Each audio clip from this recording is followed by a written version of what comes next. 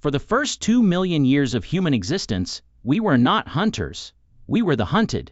Saber-toothed cats dragged our ancestors from trees. Giant hyenas cracked our bones. Eagles carried our children into the sky. Fossil evidence has confirmed all of it. We were small, slow, clawless, and consistently eaten. Then something changed, and whatever changed it did not just save us, it made us the most dangerous thing that has ever lived on this planet. But here is what nobody tells you about that change. It was not a weapon. It was not a moment of genius.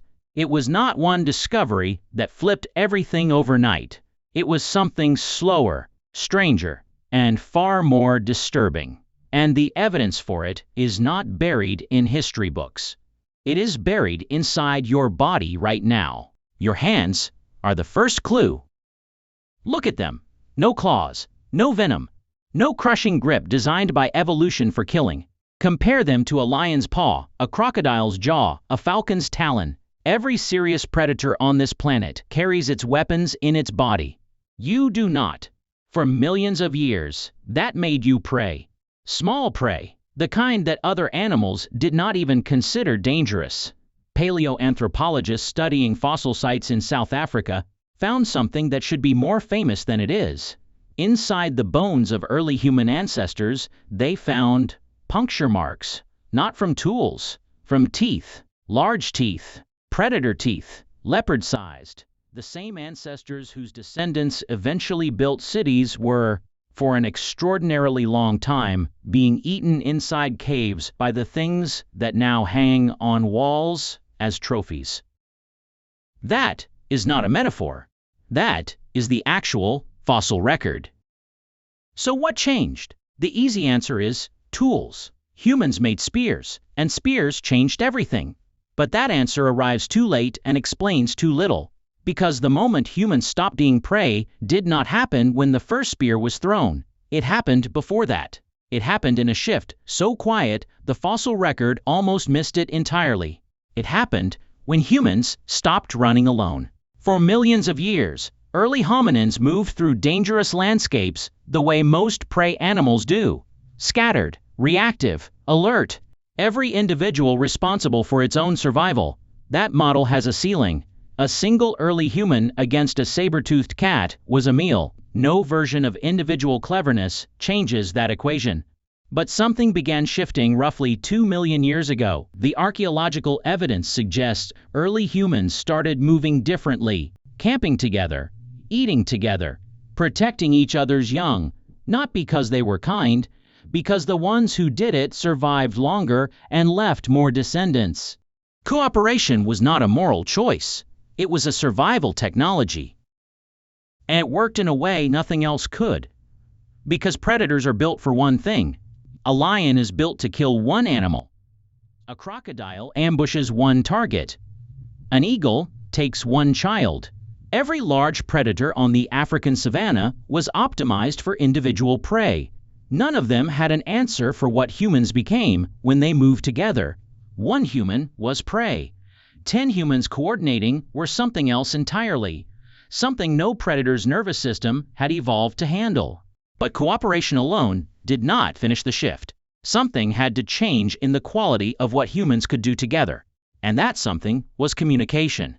Not language as you know it. Not full sentences, not grammar, not names. Something earlier and more primal. The ability to share a plan, to warn, to coordinate an action before it happened. Researchers studying the cognitive gap between early humans and other primates point to this as the hinge point. Chimpanzees are intelligent. They use tools. They form alliances. But they cannot tell each other what happened yesterday or what might happen tomorrow. They are locked in the present. Early humans cracked that lock, slowly, imperfectly, across hundreds of thousands of years. But once they could share a plan, the landscape changed completely. A group that could say something like, "The cats come from the east at dusk, we move west before the light goes," was no longer just reacting to danger. It was anticipating it, managing it, routing around it. That is not prey behavior, that is something new. Here is where it gets darker.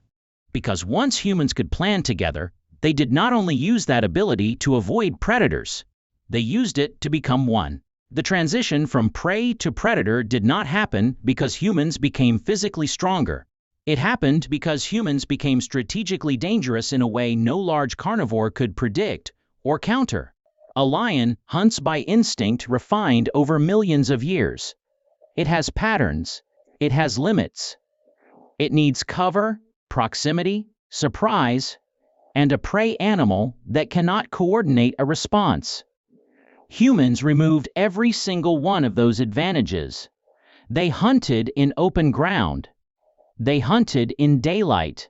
They hunted animals that outweighed them by 1,000 pounds. They hunted in coordinated groups that could surround, exhaust, and outlast anything alive. And they remembered. Every hunt taught something. Every failure was analyzed.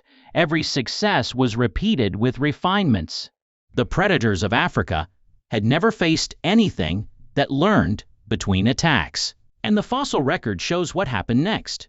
Megafauna, the giant animals that had dominated ecosystems for millions of years, began disappearing.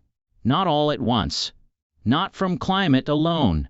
Wherever modern humans arrived in significant numbers, the large animals started vanishing.